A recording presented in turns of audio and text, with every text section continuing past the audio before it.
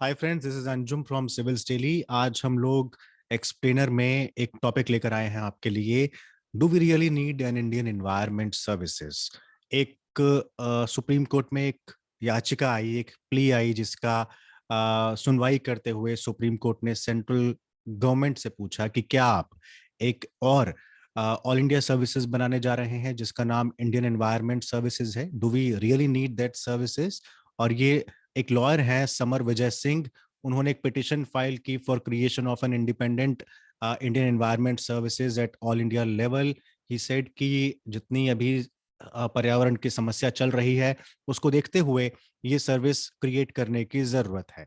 Prima facie supreme court ने कहा कि हम मैंडेमस इशू कर सकते हैं या नहीं, ये थोड़ा सा डाउटफुल है। हालांकि हम इंक्वायरी कर सकते हैं गवर्नमेंट से कि क्या वो टीएसआर सुब्रमण्यम कमेटी की रिकमेंडेशन को फॉलो करके ये सर्विसेज बनाना चाहता है या फिर नहीं।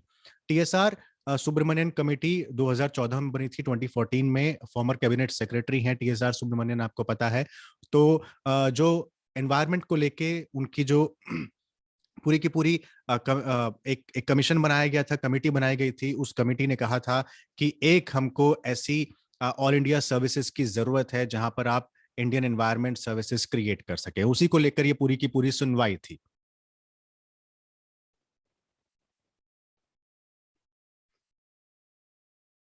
तो यही न्यूज था कि सुप्रीम कोर्ट ने पूछा सेंटर से कि आप डेडिकेटेड कोई इंडियन एनवायरनमेंट सर्विसेज बना बना रहे हैं क्या।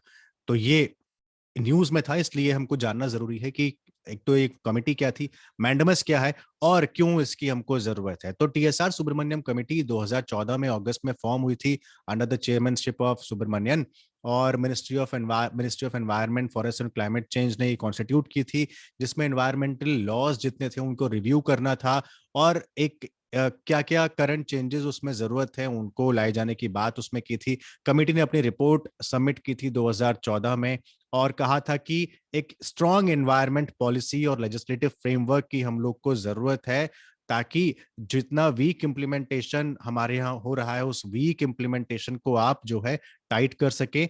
और क्रिटिसिज्म किया था एनवायरमेंटल गवर्नेंस का उस कमिटी ने, और कहा था कि अ, एक एक्सपर्ट के द्वारा कंजर्वेशन की जरूरत है हम लोगों को। इसी कमेटी ने इंडियन एनवायरनमेंट सर्विसेज की रिकमेंडेशन दी थी ऑल इंडिया लेवल पे, और कहा था कि ये बनाई जा सकती है, इट कैन बी क्रिएटेड, और इसकी क्वालिफिकेशंस और बाकी डिटेल वही होंगी जो कि मिनिस्ट्री ऑफ एनवायरनमेंट, फॉरेस्ट और क्लाइमेट चेंज जैसा चाहेगा, या फिर डीओपीटी या फिर यूपीएससी। तीनों में से जो इसकी क्वालिफिकेशन डिटेल्स को प्रिस्क्राइब करेगा, उसके आधार पर आप जो है एक ऑल इंडिया सर्विसेज बना सकते हैं।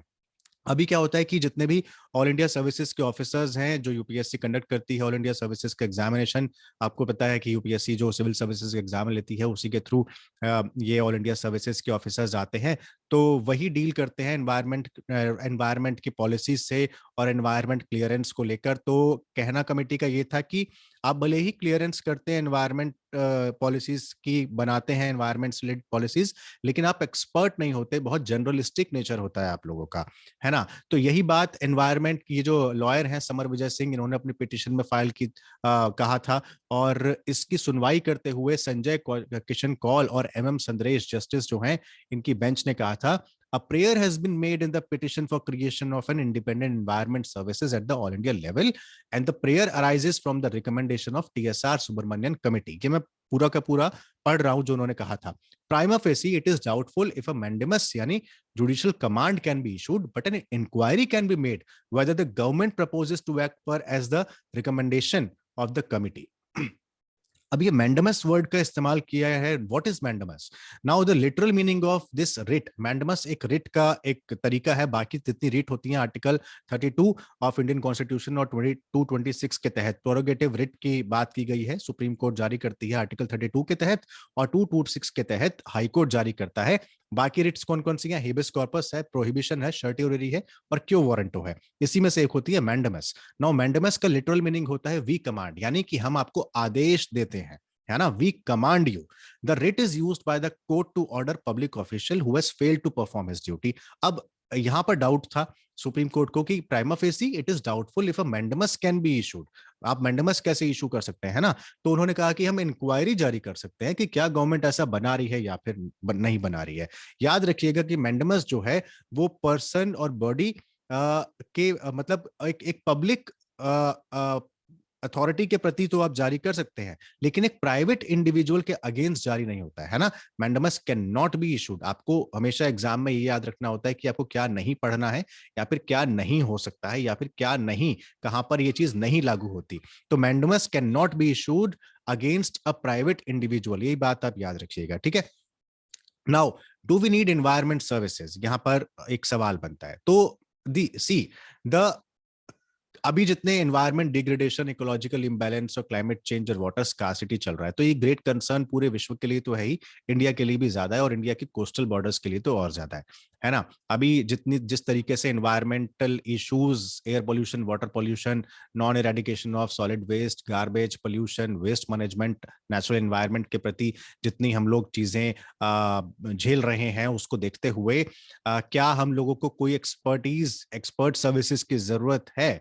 तो इंडियन एनवायरमेंट सर्विसेज जो है वो एक एक्सपर्ट ग्रुप के तौर पर काम करेगी क्वाज़ी गवर्नमेंट सेक्टर में आने वाले दशकों में, ऐसा कमेटी ने कहा था। और ऑब्जर्वेशन टीएसआर सुब्रमण्यन कमेटी की ये थी कि करंट एडमिनिस्ट्रेटिव सेटअप जो है वो, उसमें गवर्नमेंट सर्वेंट जो है इतने स्पेशल टाइम एनवायरमेंट कंसर्न के लिए नहीं दे पाते हैं। उनका जो समय है वो इसके प्रति उतना ज्यादा नहीं जाता है, वो जनरलिस्टिक नेचर के ज्यादा होते हैं, यानी स्पेशलाइज्ड कार्डर भी उनके पास नहीं होता है। और इंडिया के पास environmental policy legislative framework strong था, अभी भी है, बट इंप्लीमेंटेशन बहुत वीक है। और जब तक कोई एक्सपर्ट कंजर्वेशन या जुडिशरी के लेवल पर इसको क्रिटिसाइज करके इसको रिजल्ट यानी इंप्लीमेंट नहीं किया जाएगा, तब तक हम लोग शायद एनवायरमेंट को ठीक से नहीं पहचान पाएंगे, या फिर एनवायरमेंट के प्रति उतने सचेत नहीं हो पाएंगे। और साथ ही कोई इफेक्टिव कोऑर्डिनेशन जो है अलग अलग मंत्रालयों, संस्थानों या फिर एनवायरमेंटल कंसर्न के प्रति इंटीग्रेशन नहीं दिखाई देता है हमको। रिपोर्ट में यह भी कहा गया कि पब्लिक सेक्टर जितनी भी सेंट्रल और स्टेट गवर्नमेंट है, या क्वाजा ऑफिशियल बॉडीज हैं, कॉर्पोरेशन है, म्यूनिसिपल बोर्ड्स हैं, एनफोर्समेंट एजेंसीज हैं, इंडस्ट्रियल सेक्टर्स हैं, इनमें एक्सपर्ट है ही नहीं हायर ऑर्डर पे। मैनेजमेंट जो है सामान्य लोग ही यहाँ पर जो है चलाते हैं, और उसकी वजह से आपको एक एनवायरमेंटल सर्विसेज की जरूरत पड़ती है जो डेडिकेटेडली काम करे। लेकिन चैलेंज क्या है? आप एनवायरमेंट सर्विसेज तो बना देंगे, लेकिन आपके पास all India services already Indian forest services है। अब इंडियन फॉरेस्ट सर्विसेज के साथ, एग्जिस्टिंग सर्विस के साथ इंडियन एनवायरमेंट सर्विसेज कर जाएगी ओवरलैप। इसीलिए 2014 में जब कमेटी की रिपोर्ट आई थी, तो 2015 में सरकार ने उस रिपोर्ट को, सुब्रमण्यन रिपोर्ट को मानने से मना कर दिया था, और एक नई कमेटी बिठाई थी और कहा था कि हम उस कमेटी के आधार पर देखेंगे कि क्या होना चाहिए, क्या नहीं होना चाहिए। और उस कमेटी की रिपोर्ट में सर्विसेज का कोई खासा जिक्र था नहीं। अब वे फॉरवर्ड क्या है कि अब अगर नई सर्विसेज नहीं बना सकते हैं, तो एक ऑल इंडिया सर्विसेज की जगह आप क्या करें, एक ये एडवोकेट जो पिटिशनर उन्होंने भी कहा कि, जो मिस्टर सिंह है उन्होंने भी कहा कि आप एक सेटअप बना दें, यानी इंडियन एनवायरमेंटल सर्विसेज एकेडमी बना दें, और उस एकेडमी में एटलीस्ट आप ऑफिसर्स को ट्रेन तो करें। एनवायरमेंटल लॉ एनफोर्समेंट के लिए आप ट्रेनिंग तो दें, जैसे आप फॉरेस्ट सर्विसेज की एकेडमी है, जैसे एडमिनिस्ट्रेटिव एकेडमी है, जैसे पुलिस की एकेडमी है, जैसे टैक्सेस की एकेडमी है। इसी तरीके से आप एनवायरमेंटल सर्विसेज एकेडमी बनाएं, और वहां पर एनवायरमेंट सर्विसेज वालों को तो ट्रेनिंग दे ही, और बाकी लोगों को भी वहां पर ट्रेनिंग दी जाए, सेंट्रल सर्विसेज वाले को। अगर ये नहीं बन पाती है, तो आप ऐसे ही एक environmental services academy, Indian environmental academy बनाएं, जहां पर आप अपने ऑफिसर्स को भेजें, सारे मंत्रालय अपने ऑफिसर्स को भेजें, और वो ट्रेन होकर आए कि कैसे आपको एनवायरमेंटल लॉ को इन्फोर्स करना है।